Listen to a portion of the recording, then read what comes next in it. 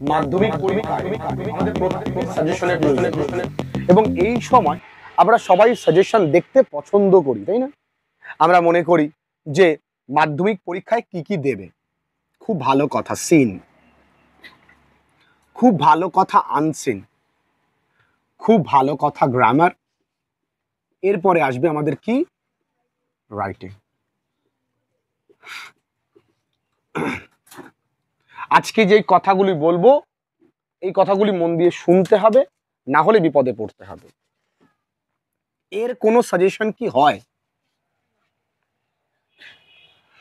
এর কোনো সাজেশন হয়? কল্পনা করা কি ঠিক? আমি বেশ কিছু স্যারদের ক্লাসেস দেখেছি, তারা হয়তো ইংরেজি পড়ান না, তাদেরকে কেউ হেল্প করেছেন, তারা বারবার করে বলে দেয় ছেলে মেয়েদেরকে যে এর সাজেশন হবে না। কিন্তু তারপরেও আমরা বলবো যে এই সিন ইম্পর্টেন্ট জায়গাগুলো, মানে এবছর দি পাসিং অ্যাওয়ে অফ বাপু আসার চান্স নেই। এবছর ফাদার সেলফ থেকে কোশ্চেনটা বেশি আসবে। যদি না দেয় তাহলে কি করব? আছে তো 4টে গল্প, 4টে কবিতা, একটা কবিতা বাদ দেব, মাই ওন ট্রু ফ্যামিলি আসবার চান্স বেশি। তা বলে কি স্নেইল এবছর আসবে? গত বছর কি এসছিল? কি এসছিল? Sea fever. তাহলে এবছর স্নেইল কি আসবে না? আসতে পারে। ফেবল কি আসবে না? আসতে পারে। তার মানে একটা কবিতা একটা গল্প বাদ দিয়ে বাকি সব আমাদের কিন্তু পড়তে হবে। গল্পের জন্য বইয়ের যে অ্যাক্টিভিটিস গুলো আছে কিচ্ছু পড়ার দরকার নেই, সেই বইয়ের অ্যাক্টিভিটিস গুলো, বইয়ের টেক্সট গুলো আগে ভালো করে পড়েছো কিনা এটা আমায় নিশ্চিত করো। কবিতার জন্য কবিতার কোশ্চেন অ্যান্সার গুলো ভালো করে মুখস্থ করেছো কিনা। কবিতার আমি বলতে বলতে আমার মুখ পচে গেল, আমি এতবার বলছি যে কবিতার কোশ্চেন অ্যান্সার মুখস্থ করো, কবিতার কোশ্চেন অ্যান্সার মুখস্থ করো। আমি প্রচুরবার তোমাদেরকে বলেছি, তোমরা অনেকেই মুখস্থ করো না। কবিতার কোশ্চেন অ্যান্সার কিন্তু তোমরা মুখস্থ করবে। গেল। তাহলে সিন নিয়ে আমাদের কোনো টেনশনের কারণ নেই। থাকতে পারে 12-8, থাকতে পারে 10-10, মানে এখান থেকে থাকবে কত? 20। এই 20তে 20 পাওয়া যে কোনো ছেলে মেয়েদের কাছে সম্ভব, যে কোনো ছেলে মেয়েদের কাছে 20তে 20 পাওয়া সম্ভব। আনসিন, আনসিন রিসেন্ট টপিক একটু ভালো করে দেখে যাবে। কোশ্চেনটা কবে তৈরি হয়েছে ব্যাপারটা বুঝতে হবে। কোশ্চেনটা আজ থেকে 2-3 মাস আগে রেডি হয়ে গেছে, ঠিক? টেস্ট পরবর্তীতে কোশ্চেন রেডি হয়ে গেছে। ওই তার প্রাককালে কি কি টপিক হতে পারে সেটাও স্যাররা জানেন যে আজকালকার ছেলে মেয়েরা প্রচন্ড স্মার্ট, ওরা রিসেন্ট টপিক করবে। তিনি কি করবেন? কোনো মনীষীদের কাহিনী সম্পর্কে দিয়ে দিতে পারেন। তার মানে আমাদের সব রকম ভাবে নিজেকে প্রস্তুত রাখতে হবে।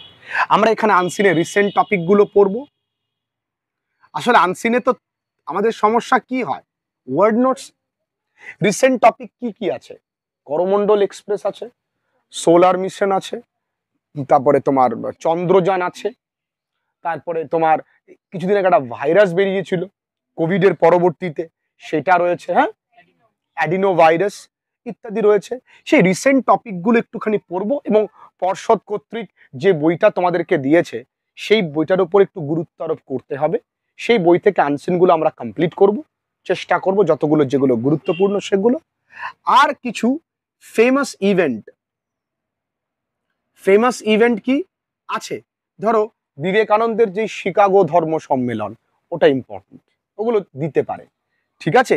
কালামের কিছু ফেমাস স্পিচ আছে, সে তার উপরে প্রশ্ন থাকতে পারে, সেইগুলো। তার মানে আনসারের উপরে খুব একটা কমন নিয়ে ভাবাটা ঠিক নয়। একটা প্যাসেজ তুলে দেবে, আমরা লিখতে পারবো। আমাদের সমস্যা কোথায় হয়? ওয়ার্ড নোটসে। তার জন্য তো মুখস্থ করতে হবে। গ্রামার, আমি ভাবি গ্রামার নিয়েও ছেলেমেয়েরা কমন কমন করে। যদি কেউ আমাদের ক্লাসেসগুলো কেউ দেখে বা ক্লাসেসগুলো মন দিয়ে করে, তার ভার্বের ফরমেশনে প্রবলেম হওয়ার কথা নেই। ক্লাস 8-এর রিভিশন লেসনের সেকেন্ড পৃষ্ঠায়, আবারও বলছি, ক্লাস 8-এর রিভিশন লেসনের সেকেন্ড পৃষ্ঠায় একটা উপরের দিকে ছক আছে অ্যাডভার্বের, তার নিচে হয়তো খুব সম্ভবত অ্যাক্টিভিটি 1, 2, 3, 4, 5 নাম্বার অ্যাক্টিভিটিতে একটা fill in the blanks with proper verb forms আছে। যদি কেউ ওই কটা ভালো করে করে যায়, ভালো করে বোঝো কিন্তু, I am giving a big statement, যদি কেউ ওই কটা ভালো করে করে যায় ক্লাস 8-এর, তাহলে তার ভার্ব ফরমেশনের উপরে 80% কনসেপশন ক্লিয়ার হয়ে যায়। ওখানে কন্টিনিউয়াস টেন্স আছে, ওখানে ফিউচার পাস্ট পারফেক্ট টেন্সের ধারণা রয়েছে, হোয়াইল থাকলে যে কন্টিনিউয়াস সেন্স হয় তার ধারণা রয়েছে, তাছাড়া টুকটাক ধারণা আমরা পারি, ফর বা সিন্স থাকলে কি হয় আমরা জানি। টু এর পরে ভার্বের পরিবর্তন হয় না। আচ্ছা বলো তো, টু এর পরে কখনো কি ভার্বের পরিবর্তন হয় না? হয়। দেখবে একটা example, I am addicted to smoke না স্মোকিং। তাহলে দেখেছো টু এর পরেও আইএনজি হয়। তাহলে এটা এটা মাথায় যখন আমি তোমাদের দেব, তোমরা কিন্তু বেসিকটা ভুলে যাবা, আর বেসিকটা মনে রাখতে ভয় লাগবে, তাই না? কিন্তু পরীক্ষায় তোমাদের এগুলো দেবে না, তোমাদের বেসিক দেবে যে মোডালের পরে ভার্বের পরিবর্তন হয় না, খুব বেসিক দেবে। তাহলে ভয় পাওয়ার কোনো কারণ নেই। ভার্বের ফরমেশনের জন্য খুব বেসিক, আমাদের বইতে কিন্তু খুব বেসিক কিছু রুলস লেখা রয়েছে। আমরা টেন্স সম্পর্কে খুব ভালো করে একটু জানি না। আর কি করব, আমাদের যে কোশ্চেন বাঞ্চ রয়েছে বা কোশ্চেন ব্যাংক রয়েছে, তার প্রথম 50টা করতে বলেছিলাম আমি। কটা করতে বলেছিলাম? প্রথম 50টা। আর WBH থেকে আমি বলেছিলাম যে সব কটাগুলো করবে, আর কিছু এক্সেপশনাল আছে সেগুলোও কিন্তু আমি করিয়ে দিয়েছি। তাহলে দুটো একত্র নিলে, আর তাছাড়া তোমাদের এই বছর ওয়েস্ট বেঙ্গল গভর্নমেন্ট তোমাদেরকে বই দিয়েছে প্রতিবারের ন্যায়। আবার আমাদের পশ্চিমবঙ্গ সরকারের পক্ষ থেকে আমরা এই বইটা পেয়েছি, এবং সরকারকে ধন্যবাদ। হাততালি সবাই প্লিজ। কেন বলো তো হাততালি? এত তাড়াতাড়ি বইটা দেবার জন্য সরকারকে এবং স্কুল কর্তৃপক্ষকে, তারা মনে করেন আমরা এতটাই ক্যাপাবল, খুব তাড়াতাড়ি আমরা এই টেস্ট পেপারটা সলভ করতে পারবো। আমরা রোবট, চিঠি স্টেয়ার 1 টেরা হার্ডেন করবো, ব্যাস হয়ে যাবে। সরকারকে আমরা জানাই যে আমরা রোবট নই। এটা প্র্যাকটিস করতে গেলে, ভালো করে প্র্যাকটিস করতে গেলে মিনিমাম আমাদের 1 মাস সময় লাগবে। আর এই মুহূর্তে দাঁড়িয়ে যে সুবর্ণ 1 মাস চলে গেছে, সেই সময়টা কিন্তু প্র্যাকটিস করবার সময় ছিল। এখন কেবলমাত্র রিভিশন দেবার টাইমিং, এখন আমাদের নতুন করে প্র্যাকটিস করবার সময় কিন্তু নেই। একমত তোমরা সবাই? তো আমরা এই বই থেকে তবু আমরা কিছু করব। তাহলে ভার্বের ফরমেশন নিয়ে আমি কি কি করতে বললাম, কিভাবে করতে বললাম, বুঝতে পেরেছো? ভার্বের ফরমেশনের জন্য বেসিক রুলস যেটা আমাদের বইতে লেখা রয়েছে। ভার্বের ফরমেশনের জন্য তোমার আমি কি বলেছি, টেন্সটা একটুখানি দেখা। ভার্বের ফরমেশনের জন্য ক্লাস 8-এর বইয়ের খুব সম্ভবত রিভিশন লেসনের সেকেন্ড পেজের সেকেন্ড অ্যাক্টিভিটিটা, বা সেকেন্ড পেজের ফার্স্ট অ্যাক্টিভিটি, ছকের পরে তোমরা দেখলে বুঝতে পারবে, সে অ্যাক্টিভিটি দেখা। আর্টিকেল প্রেপোজিশন, এই নিয়ে আমার বলবার কিছু নেই, কারণ আমি প্রচুর ক্লাস দিয়েছি। যারা একেবারে বছরের শুরু থেকে পড়েছে তাদের জন্য ক্লাসেস দিয়েছি, যারা তোমাদের প্রত্যেকের জন্য, যারা ক্র্যাশ কোর্সে রয়েছে তাদের জন্য ক্লাসেস দিয়েছি। তো এই ভার্বের ফরমেশন, আর্টিকেল প্রেপোজিশন নিয়ে কোনো কথা নয়। আমরা 50টা করব। কোথা থেকে করব বাবা? Question bank. তাছাড়া আমাদের WBH রয়েছে, তাছাড়া আমরা এই বইটা করব। আজকের ক্লাসগুলো খুব গুরুত্বপূর্ণ হবে। ফ্রেজাল ভার্ব নিয়ে কোনো গল্প হবে না। ফ্রেজাল ভার্ব আমাদের মুখস্থ করতে হবে, এবং আমরা প্রচুর মুখস্থ করেছি, প্রচুর প্র্যাকটিস করেছি। এখানে আমাদের যেন নতুন নাম্বার না কাটে। এবার আসছি আমাদের ভার্বের ফরমেশন গেল, এপি গেল। এবার ডিডি মানে কি? Do as directed. এখানে তোমার voice change, narration change, degree change, এই তিনটে তুমি ভালো করে আগে শেখো। এখানে 2 তুমি পাবা। এই তিনটে তুমি ভালো করে পারো কি? যদি পারো তো খুব ভালো, পারলেও তুমি প্রত্যেকটা কোশ্চেন ব্যাংকে আমাদের সালের কোশ্চেন রয়েছে, সেগুলো ভালো করে দেখতে হবে। ন্যারেশন চেঞ্জেও সালের কোশ্চেন আছে, যদিও ডিগ্রি চেঞ্জে সালের কোশ্চেন নেই, কিন্তু লাগে না। তাছাড়া কিছু ডু অ্যাজ ডিরেক্টেডের আমাদের নিয়ম আছে, অ্যাজ সুন অ্যাজ এর পরিবর্তে নো সুনার হ্যাড। আমার প্রত্যেকের কাছে, তোদের কাছে আমার হাত জোর করে অনুরোধ যে তোরা অ্যাজ সুন অ্যাজ এর পরিবর্তে নো সুনার হ্যাড কোথায় বসে সেটা একটুখানি দেখে যাস বাবা। এভরিবডি এনিবডি থাকলে হু ডাজ নট করতে দেখে যাস, বাটের পরিবর্তে হেল্প লেখা দেখে যাস, অনলি থাকলে নান বাট নাথিং বাট দেখে যাস। আমি শিখিয়েছি কিনা ইয়েস অর নো? তবু আমি তোদের কাছে হাত জোর করে বলছি, বিশ্বাস কর আমার তোদের নিয়ে টেনশন হয়। আমার দিনরাত এক হয়ে যাচ্ছে শুধু তোমাদের জন্য। একটুখানি তোমরা পড়াশুনো করো। এই বেসিক যেভাবে বলবো, যদি সেভাবে সেই বেসিকটুকু তোমরা না জানো, তাহলে আমি কি করব? আমি কি শেখাইনি তোমাদেরকে? একবার বাড়িতে গিয়ে চোখটা বন্ধ করে ভাবো তো এই পরিমাণ পরিশ্রম একটা সাবজেক্টের জন্য কে করেছে। এই কটা গ্রামার তোমরা আমাকে অ্যাসিওর করো যে তোমরা পারো। Simple to complex, complex to simple, এগুলো খুব একটা জানবার প্রয়োজন নেই এই মুহূর্তে। যতটুকু জেনে এসছো ততটুকু জানলেই হবে। বিকজ দিয়ে দো থাকলে বাট, বাট থাকলে দো, ডিসপাইট অফ ইত্যাদি তোমরা মোটামুটি জানো। যতটুকু প্র্যাকটিস করেছো ততটুকুই তোমরা জানো, আর নতুন করে কিছু করবার প্রয়োজন নেই। তাহলে এই ডিডি আমাদের সমস্যা হবে না। আমাদের যে ভয়ের কারণ, সেই ভয়ের কারণটা কে? আমাদের একমাত্র সঙ্গী, অমর শিল্পী রাইটিং। এই রাইটিং আমাদের পেছনে সবসময় দেওয়ার জন্য রেডি, এবং এই রাইটিং নির্ভর করবে তুমি মাধ্যমিকে কত পাবা। রাইটিং এ তো ভয় পাওয়ার কিছু নেই। গত বছর রাইটিং এ কি কি এসছিল? বায়োগ্রাফি এসছিল, আর কি এসছিল বলো? এডিটোরিয়াল লেটার এসছিল, আর কি এসছিল? এসছিল একটা কি প্যারাগ্রাফ বোধ হয়।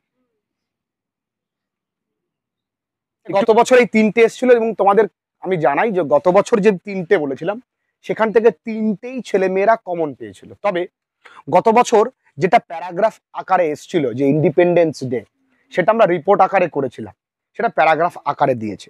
এটাও তো ট্রিক্স, এটাও তো তোমাকে জানতে হবে। যেটা আমরা নোটিশ আকারে করেছি সেটা আমাদেরকে তোমার রিপোর্ট আকারেও তো পরীক্ষা আসতে পারে। ফান্ডস কালেকশন সেটা রিপোর্ট আকারে দিল, একই ব্যাপার, একটুখানি পাস্ট টেন্সটা বা টেন্সটা চেঞ্জ করা, এই কনসেপ্টটা রাখতে হবে। সারা বছর আমি তোমার রাইটিং পড়িনি, এখন আমাদের রাইটিং সাজেশন দরকার। কেউ তোমায় দুটো চারটে রাইটিং দেবে না, এটা দেওয়াটা উচিতও নয়। তাহলে এবছর তো আমার বায়োগ্রাফি আসার চান্স নেই, এডিটোরিয়াল লেটার আসার চান্স নেই, প্যারাগ্রাফ আসার চান্স কম কম। তবে এটা বলতে পারছি না যে প্যারাগ্রাফ আসবে না, প্যারাগ্রাফ আসার চান্স কম, তবে এটা বলা যায় না যে প্যারাগ্রাফ আসবে না। তাহলে এবছর আসবে কি কি? দেখো এবছর আসবে নোটিশ। প্রসেসিং এর না গুরুত্ব কমে আসছে ধীরে ধীরে, প্রসেসিং এর গুরুত্ব ধীরে ধীরে কমে আসছে, ঠিক আছে?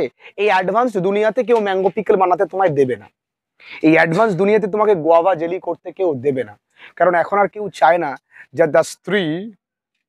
তার স্ত্রী বা বাড়ির লোক সে রান্না করুক, চাই ইনকাম করুক, তাই না? হোটেলে খাবো, এই জন্য হোটেল এত চলছে। যাই হোক, ভাবতে গেলে প্রসেসিং খুব একটা ইম্পর্টেন্ট নাই, এবং প্রসেসিং খুব মানে বাচ্চাদের জিনিস মনে হয়। এই কি ম্যাঙ্গো পিকেল, এই অরেঞ্জ জুস, পটেটো চিপস, ঠিক ভালো লাগে না, কিনে খাবো। তো নোটিশ আসার চান্স খুব প্রবল, পার্সোনাল লেটার আসার চান্স আছে, অথবা অফিসিয়াল লেটার আসার চান্স আছে। তাহলে নোটিশ এবং পার্সোনাল লেটারের মধ্যে বা দুটোই পরীক্ষায় আসতে পারে, এবং রিপোর্ট, এই তিনটের মধ্যে তোমরা দুটো পাবাই পাবা, এই তিনটের মধ্যে তোমরা দুটো 100% পাওয়া। পড়ে থাকে একটা। এবং for your kind information, notice একা একা লেখা যায়, পার্সোনাল লেটার আমি বহু প্র্যাকটিস করিয়েছি, অফিসিয়াল লেটারও বহু প্র্যাকটিস করিয়েছি, আজকে একটা লেখাবও বটে। রিপোর্টও আমি বহু লিখিয়েছি, এবং রিপোর্টও একা একা ইচ্ছে করলে লেখা যায়, সেগুলো আমি ট্রান্সলেশন করে দিয়েছি। যারা সারা বছর কিছু পড়োনি তারা নোটিশ এতটুকু তো লিখতে পারো, ফরম্যাটটা করতে পারো। আমি নোটিশের ফরম্যাট বহুবার ভিডিওস করেছি, বহুবার ক্লাসেস দিয়েছি, ফরম্যাটটা করতে পারো। নোটিশ লিখতে হয়, সাবজেক্ট লিখতে হয়, notice number, date, all the students বা all the members of our school are hereby notified that বলে মেন অংশটা। তারপরে আমি বলেছি নোটিশ স্পেশালি নাম্বার পেতে গেলে কি লিখতে হয়, students are asked to follow the following instructions বলে 1 2 3 4 করে পয়েন্টসগুলোকে কিন্তু নিচে দিতে হবে।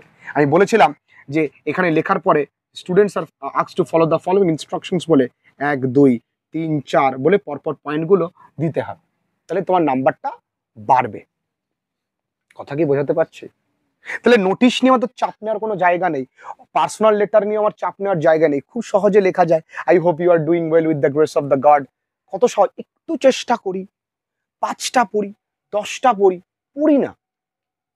আমার অফিসিয়াল লেটার আমি অনেকগুলো লিখিয়েছি, এবং অফিসিয়াল লেটার খুবই সহজ। অফিসিয়াল লেটার কি, তুমি তোমার স্কুলের হেড ম্যাডামকে লিখছো যে সাইকেল শেডের প্রয়োজন, লাইব্রেরিতে বুকের প্রয়োজন, তাই না? তুমি হেড স্যারকে লিখছো যে তোমাদের ওয়াটার যে জলের যে ইয়েটা আছে ট্যাপটা খারাপ হয়ে গেছে তার জন্য। তুমি আজকে ব্যাংক ম্যানেজারকে লিখছো যে স্যার আমার স্টুডেন্টস ক্রেডিট কার্ডের জন্য আপনি একটা ক্রেডিট কার্ড তৈরি করে দিলে আমি কৃতজ্ঞ থাকিব, সেটা আমি আজকে লিখে দেবো।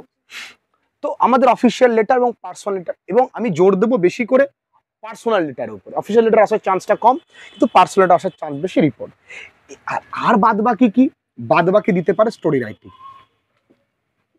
প্রসেসিং এর একটু গুরুত্ব কম, তাহলে স্টোরিটা আসার চান্সটা সেই গুরুত্বের নিরিখে দেখা যায় যে স্টোরি আসার চান্সটা বেশি। হয় এই তিনটে দেবে, না হলে নোটিশ দেবে, রিপোর্ট দেবে, স্টোরি দেবে। এবার যদি স্যার বলে যে ছেলে পেলেরা দেখি তো প্রসেসিং একা লিখতে পারি কিনা, দিলে আমরা তো লিখতে পারি, যা দেবে লিখে দেবো, চাপ নেই আমাদের। এরপরেও এরপরেও আমাদের কিন্তু একটা বিপদ এখনো কাটেনি। কি? প্যারাগ্রাফের বিপদটা। এই প্যারাগ্রাফ আমাদের খুব জ্বালায়।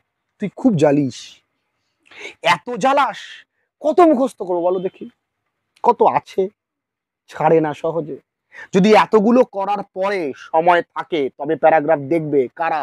যারা এতদিনে কিছু পড়েনি, তারা জীবনেও প্যারাগ্রাফ দিয়ে শুরু করবা না। তোমরা কিন্তু প্যারাগ্রাফ ছাড়া পড়বা না, তোমাদের তো এগুলো পারা।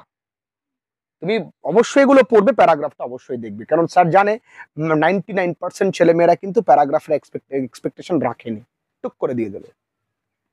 তখন কি করবা? আন্দোলন করবা? পরীক্ষা বন্ধ করে দিয়ে 3 ঘন্টার মধ্যে আন্দোলন করবে, না পরীক্ষা দেবে? হ্যাঁ, আমব্রেলা করবা? ক্লিয়ার? তো একটু ভয় লাগার কারণ আছে, কিন্তু ভয়কে দূর করতে গেলে যেই জিনিসটাতে আমার বেশি ভয় সেই জিনিসটা আমরা বেশি করে করি, করতে হবে। ভূতকে ভয় মানে আমাকে অন্ধকার জায়গা দিয়ে বেশি চলাফেরা করতে হবে, তাহলে ভূতের ভয় কাটবে। ঘরে বসে থাকলে হবে না, তাই না? আমার এই জায়গাগুলোতে প্রবলেম হচ্ছে, বাড়ি থেকে দেখি না একটা নোটিশ মুখস্থ করতে পারি কিনা, নিজের সাথে নিজের পরীক্ষা করবো, দেখি তো পারি কিনা। খুব সহজ, দাদা অনেকবার মুখস্থ করেছে, স্যার অনেকবার মুখস্থ করেছে, পারি কিনা দেখি। সময় লাগবে। তো আমি ইম্পর্টেন্ট নোটিশ বলে দিয়েছি, আমি ইম্পর্টেন্ট পার্সোনাল লেটার বলে দিয়েছি, আমি ইম্পর্টেন্ট রিপোর্ট বলে দিয়েছি, আমি ইম্পর্টেন্ট আর কি বলেছি? আর কিছু লাগে না তো? ইম্পর্টেন্ট নোটিশ, রিপোর্ট আর পার্সোনাল লেটার ছাড়া কিছু আর লাগে নাকি? তাছাড়াও আমি তোমাদের কমপ্লিট রাইটিং এর পিডিএফ দিয়ে দিয়েছি, দিয়েছি না? ব্যাস হয়ে গেল। তাই আজকের পর থেকে আর মাধ্যমিকদের টেনশন করবার কোনো কারণ নেই।